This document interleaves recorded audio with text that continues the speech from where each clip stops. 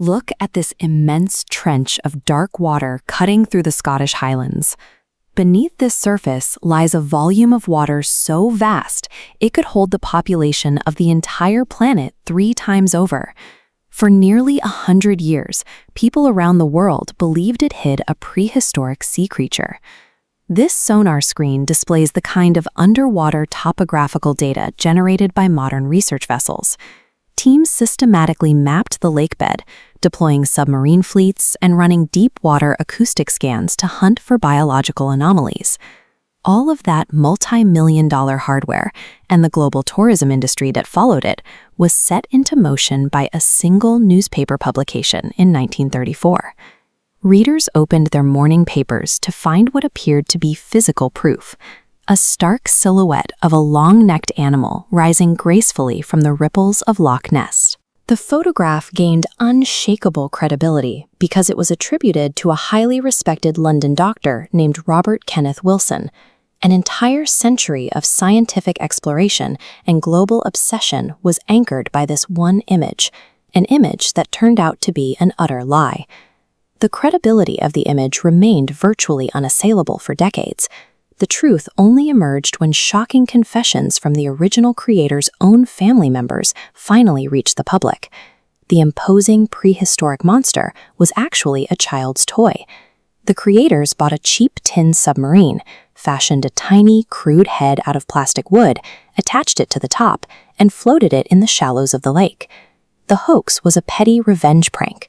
A local hunter named Marmaduke Wetherell, seeking to embarrass the Daily Mail after they publicly humiliated him over a false monster track, built the toy to make a fool out of the newspaper.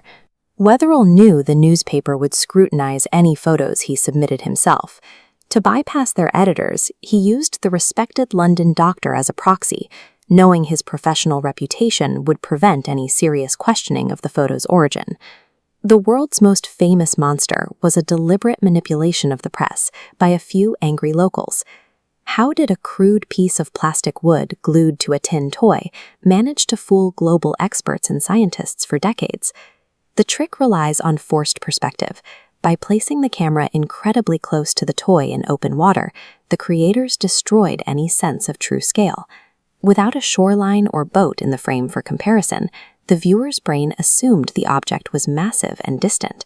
The creators further hid the seams with poor image quality. High-contrast lighting and heavy film grain obscured the artificial details of the model, making the toy blend seamlessly into the water. This combination of optical trickery and the doctor's fake credibility created an airtight deception. The surgeon's photograph succeeded by exploiting the intersection of visual illusion and human trust. It illustrates how readily the human eye yields to the brain's desire for a legend to be true. The public confession of the hoax should have permanently closed the book on the Loch Ness Monster. Instead, a paradox emerged. Modern underwater surveys continue to find zero evidence of a giant creature, yet public sightings and blurry photos of the beast actually continued. Experts attribute these ongoing sightings to natural illusions.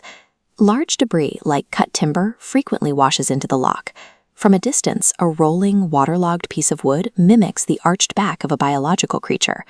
Choppy water, boat leaks, and shifting shadows also create movement that the human eye misinterprets. A sudden splash of opposing waves creates a momentary shape that looks like a living animal breaking the surface. Tourists lining the shores are projecting a century of folklore onto ambiguous environmental data.